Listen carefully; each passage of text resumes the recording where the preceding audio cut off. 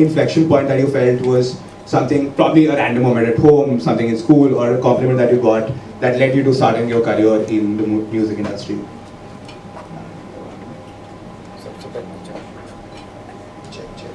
Check hello. सबसे पहले college में आके बड़ा अच्छा लगा, thank you so much.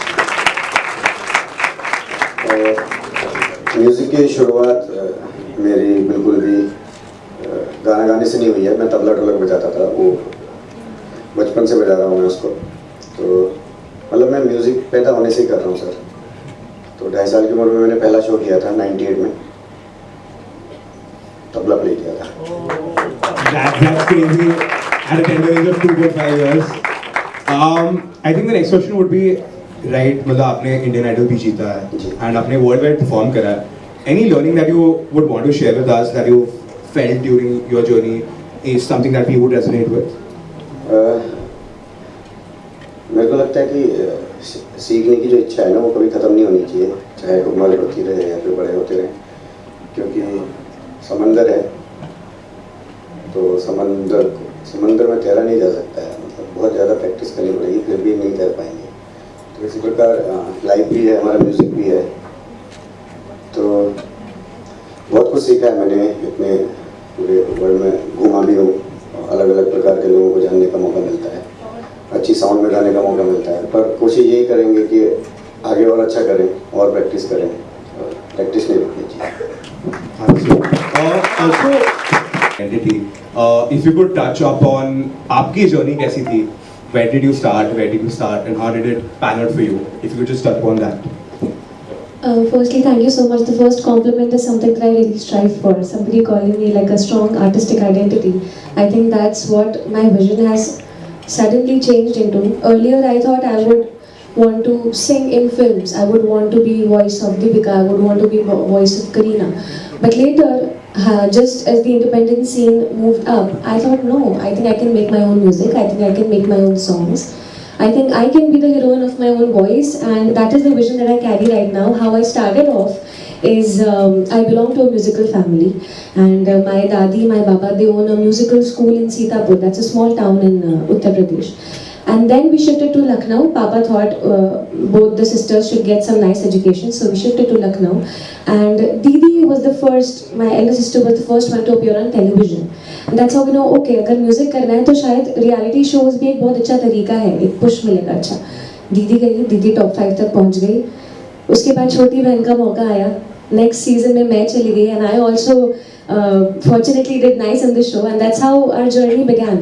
There were many obstacles, there were many struggles बीच में भी, जो बहुत बात नहीं होती, जिसके बारे में आई थिंक पवनदा अग्री करेंगे। सिर्फ एक रियलिटी शो करने से कुछ होता नहीं है, वो मेहनत जहाँ रुक जाती है वहाँ आपकी जर्नी भी थमी जाती है। तो चाहे आप रियलिटी शो करो, चाहे आप ना करो, चाहे आप घर बैठे गाने बना के रिलीज करो, पर वो जो मेहनत है वो कॉन्स्टेंट रहनी चाहिए, जो भगवान की कृपा से और मम्मी पापा के गाइडेंस की वजह से मैं करती रही और हमेशा ही करती रहूँगी।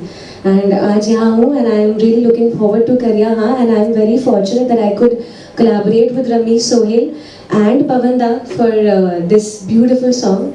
The journey has been beautiful, and I think आगे भी खूबसूरती रहनी चाहिए।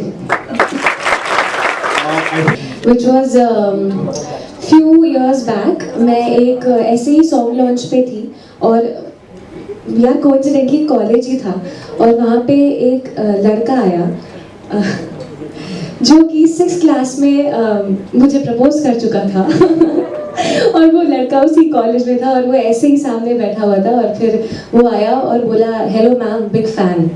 तो मैंने देखा और मैं 2 मिनट रुकी, बोला oh I think I know you. उसने बोला I think you must know me, I am your first lover. And I was like yes okay, that was the most interesting and wholesome fan interaction. A lover turned into a fan, so I think I am very proud of that. आना और सामने perform करना और सामने बैठना, सबके सामने, इतने सारे लोग सामने, मीडिया के सामने फेस करना, बहुत बड़ा कॉन्फिडेंट होना चाहिए लोगों के अंदर।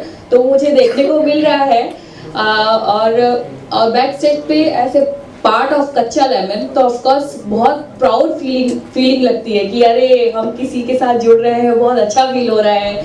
इवन कहीं भी हम जाते हैं तो ऐसा लगता है कि हाँ कुछ नया करने की हम कोशिश करते हैं, जैसे कि अभी सॉन्ग के साथ बैक स्टेज के साथ जुड़े हैं, और अभी हम कुछ न्यू वेब सीरीज भी कर रहे हैं, और कैलेंडर शूट भी कर रहे हैं 2026 का। तो हम छोटी छोटी चीज़ों के साथ जुड़ रहे हैं, और बहुत प्राउड फील होता है देसी तड़का के साथ भी जुड़ रहे हैं, क्योंकि नए नए टैलेंट देखने को मिल रहे हैं, और बहुत प्यारे प्यारे गाने सुनने को मिल रहे हैं, कभी सैड कभी मस्ती वाले, तो मज़ा आता है। को कैसे हैंडल करना होता है, तो इस वजह से मेरी लाइफ तो डोरेमोन की चल रही है। यस, न्यू थिंग्स, जैसे कि देसी तड़का के साथ जुड़े हैं, बैक स्टेज हो गया, जैसे कि बताया कैलेंडर शूट हो गया, और वेब सीरीज, सॉन्ग्स, मूवीज, बहुत सारी चीज़ें करने को मिल रही है, लेकिन मज़ा भी आ रहा है। तो आई थिंक लोगों को देखने में भी बहुत मज़ा आएगा। Makes sense.